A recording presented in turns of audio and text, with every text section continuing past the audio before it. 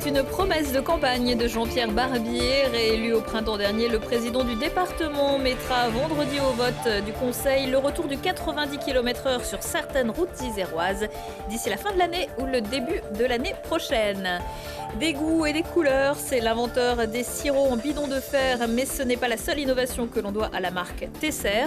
Sur le site du siège social à Crolles, on crée aussi les nouveaux parfums pour les goûters des enfants, mais aussi les cocktails des grands, bien sûr.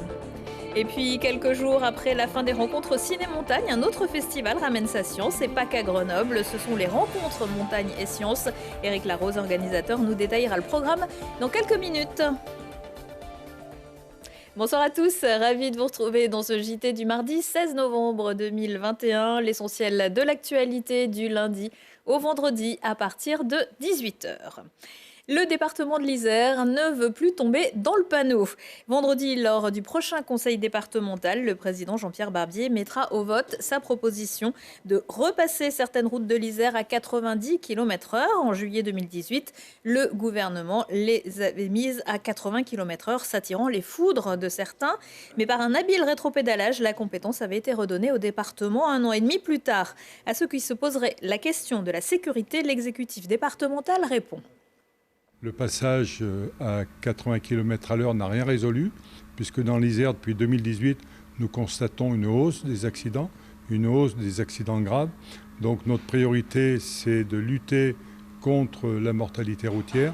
Et avec le retour à 90, nous allons pouvoir différencier beaucoup plus les zones à 90, les zones à 70 et travailler sur la sécurisation des zones à 70. La baisse moyenne du trafic est de seulement 3 km/h, qu'il n'y a donc pas de risque nouveau sur ce passage à 90, puisqu'on ne change pas du tout la pratique. Les accidents avec l'accidentologie que nous analysons est surtout dû à des problématiques de très grand dépassement de vitesse, voire avec aussi, et là c'est le fléau actuel contre lequel nous luttons, avoir des usagers qui sont sous l'emprise d'alcool ou de stupéfiants.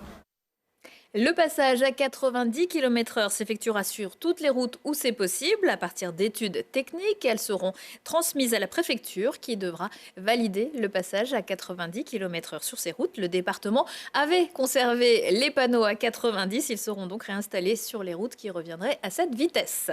Une page se tourne dans les bibliothèques de Grenoble. Certaines sont ponctuellement fermées depuis cet été en raison d'un mouvement d'une partie du personnel mobilisé depuis le mois de juillet parce qu'ils refusent de contrôler le pass sanitaire comme la loi le leur impose. Les bibliothécaires se sont rendus à la mi-journée au bâtiment Claudel pour soutenir leurs 12 collègues convoqués ce jour et dans les prochaines semaines à des entretiens disciplinaires pour refus de contrôle du pass sanitaire.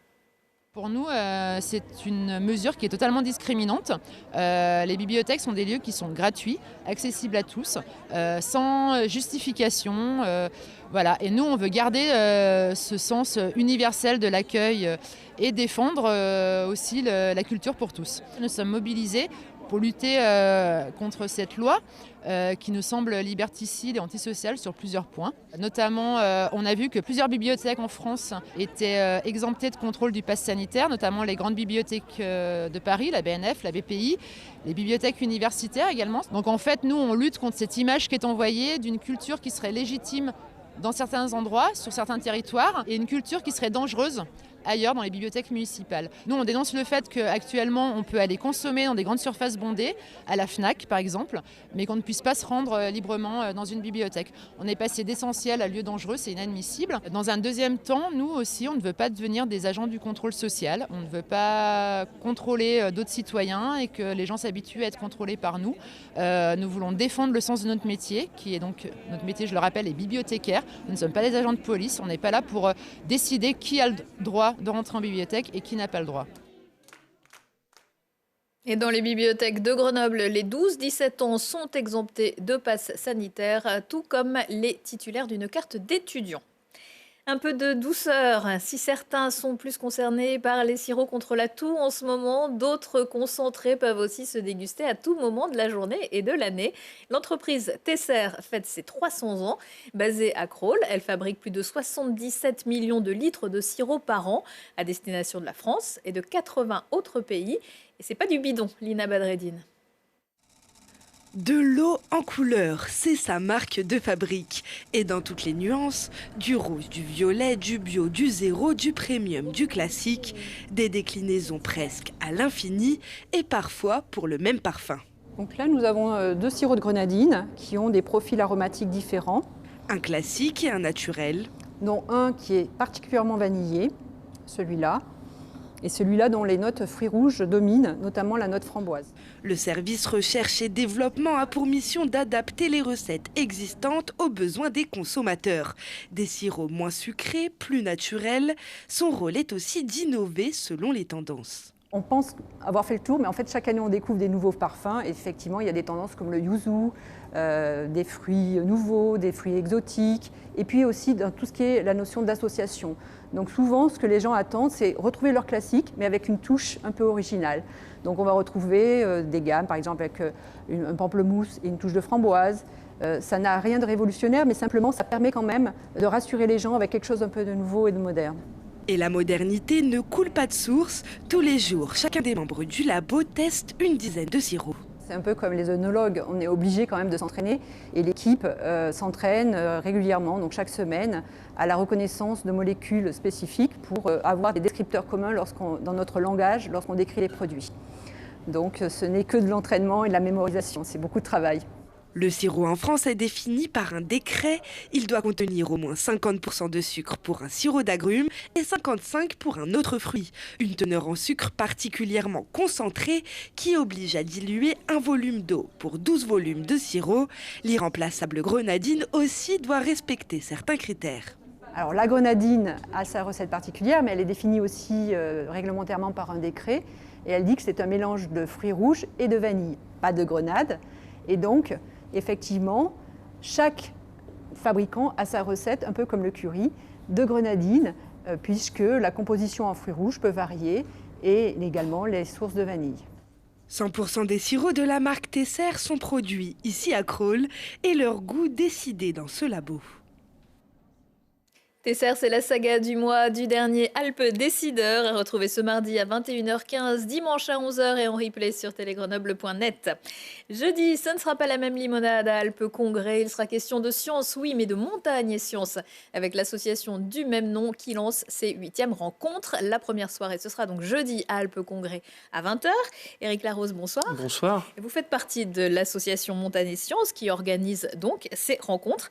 Est-ce que l'objectif, c'est de montrer que finalement, quand on va en montagne, c'est un peu comme Monsieur Jourdain, on fait un peu de la science est partout en montagne? Oui, elle est un petit peu partout. Faut bien rappeler que le festival, c'est un festival de films et que c'est pas du tout des rencontres pour les professionnels scientifiques, hein. On est pour le grand public, pour les familles, et on prend le parti d'avoir des films qui sont des aventures scientifiques et humaines en montagne pour découvrir parfois des petites anecdotes qui nous ramènent à des sujets parfois scientifiques très sérieux qui sont pas forcément explorés très, très loin, mais on a une première approche de différentes sciences. Voilà. C'est une porte ouverte sur la science, ces beaux paysages?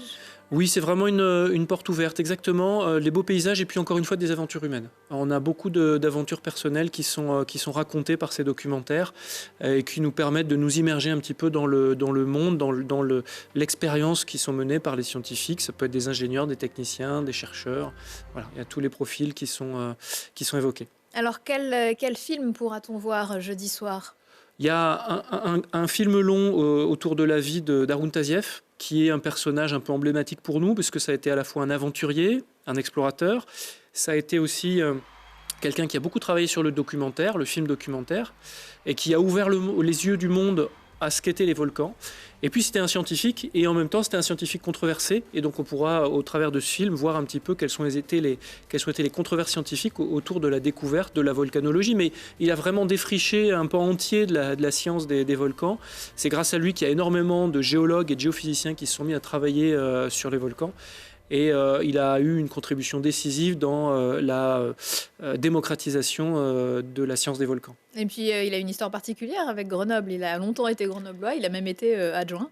Oui, Ouais. et puis c'est un petit peu lui qui a, entre guillemets, découvert le glissement de terrain de Séchilienne lorsqu'il était, alors c'était pas le ministre, mais c'était le secrétaire d'État au risque naturel. Et c'est le premier à avoir mis le doigt sur ce grand glissement de terrain qui occupe encore aujourd'hui les scientifiques. Et puis, vous le disiez, c'est un petit peu à partir de cette époque, sans doute grâce à lui, que les films de science, de montagne et science se sont développés, qu'on ne les a plus vus comme des choses obscures réservées à des professionnels. Oui, alors il fait partie de cette lignée comme Paul-Émile Victor, comme Cousteau, dans les années 50, 60, qui ont, en même temps que leurs explorations et les expériences scientifiques, ont emmené des caméras, des appareils photo pour faire des enregistrements et les diffuser vers le grand public. Et ça a vraiment complètement changé la façon dont le grand public aujourd'hui regarde le monde dans lequel nous vivons. Alors, les rencontres montagne et sciences, vous le disiez, c'est pour tout le monde, les grands, les petits, et ce n'est pas uniquement pour les Grenoblois. L'une des spécificités de ce rendez-vous, c'est que vous êtes présent un jour à Grenoble, mais après, vous allez vous balader un petit peu partout dans la région, et même au-delà, y compris dans des villes plus citadines. Oui, on va visiter un certain nombre de villes avec lesquelles on noue des partenariats. On a souvent des partenaires sur place qui nous aident à organiser. On va visiter une dizaine de villes. On va aller jusqu'à Clermont-Ferrand, Lyon, Valence. Et puis, on va remonter un petit peu les vallées de montagne jusqu'à Modane, jusqu'à l'Argentière-la-Bessée dans les Hautes-Alpes. Et on ira même en Suisse cette année, dans la vallée de Chable. Voilà. Donc il y a une vraie appétence du public pour ce festival et tant qu'on rencontre le public, on continue à le développer. Le but de l'association, c'est aussi de promouvoir la montagne autrement. Vous organisez des randos, vous emmenez les gens vers la science en montagne. Oui, ça fait 2 ans qu'on essaye de développer cette activité, donc des randonnées qui sont encadrées par des accompagnateurs ou accompagnatrices en montagne et qui sont soit formés avec un très bon niveau scientifique, soit qui s'aident d'experts scientifiques pour aller se balader. Donc c'est des scientifiques qui vont vous emmener dans la montagne.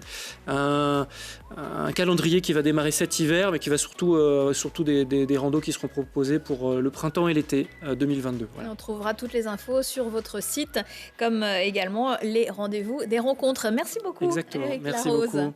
C'est de la montagne, mais c'est parfois de la science quand les coureurs jouent les cobayes. Les dates de la 10e édition de l'UT4M, l'Ultra Trail des 4 Massifs, viennent de tomber. Ce sera du 21 au 24 juillet 2022. De 20 à 172 km, il y en aura pour tous les goûts. Ouverture des inscriptions le 15 décembre. Retour de l'actu à 19h, 21h et 23h et en replay sur télégrenoble.net. Je vous souhaite à tous une excellente soirée.